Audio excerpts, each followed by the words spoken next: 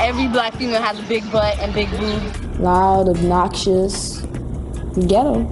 Light skin being more attractive than dark skin. We're not smart. We're this way, we're that way. And a lot of times we have to prove ourselves as not being true. At a young age, I already knew the standards for a girl like me. As I become older, they become more obvious. You have to have permed hair, relaxed hair. You know, straight hair or like blonde hair, you know, long waves or something. And if it's natural, that's good hair. Like bad hair is hair you have to relax because it's kinky. Like it's not like appealing to have like natural hairstyles, or like if they are natural, they have to be like the curly head like black girls or something that looks mixed or something. I remember when I first started wearing my hair natural, at first my mom was okay with it and she thought it looked nice. And then after like the second day, she was like, oh, stop that. She was like, you're starting to look African. I was like, well, I am African.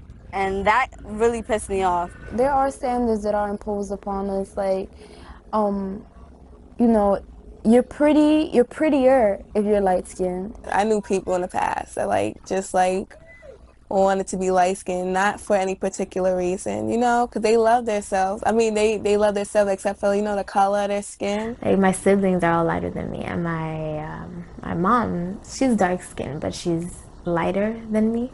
So like I noticed, and I was like, hey, how come I'm the darkest, and you know everybody else is so light? And I don't know. Since I was younger, I also considered being lighter as a form of beauty, or you know, beautiful than being dark skinned. So I used to think of myself as being ugly because I was dark skinned.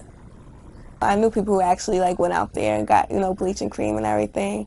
They actually laid in the tub, poured capfuls of bleach into it just so they could see if their skin would get lighter. But yeah, my aunt that lives in Honduras, she basically started using skin bleaching cream when she was about 25, and she started her oldest daughter on it when she was about 11, and then she has an even younger daughter that was about 6 when she started using the skin bleaching cream on her. I've seen people say that I would never marry a dark-skinned man because, you know, because I don't want that in my gene pool.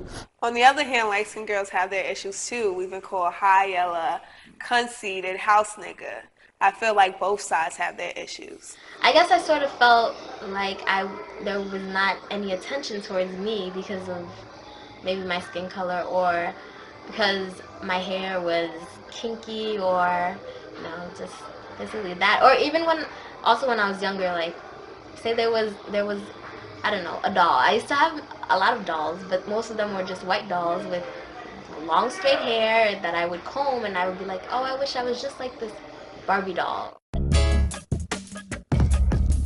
In Brown versus Board of Education, the famous case that desegregated schools in the 1950s, Dr. Kenneth Clark conducted a doll test with black children. He asked them to choose between a black doll and a white doll. In most instances, the majority of the children preferred the white doll. I decided to reconduct this test as Dr. Clark did to see how we've progressed since then. Can you show me the doll that you like best, or that you'd like to play with? This one. I like that one. Okay. This one. That one? This one. I like to play with this. And can you show me the doll that is the nice doll? And why is that the nice doll? She's white.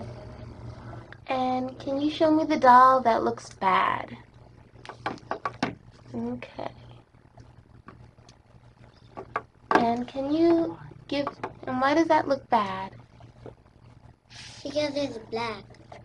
And why do you think that's a nice doll? Because she's white.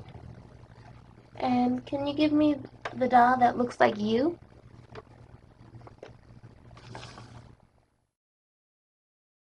"15 out of the 21 children preferred the white doll.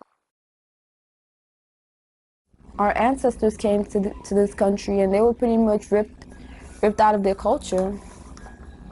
You know, they couldn't speak their language.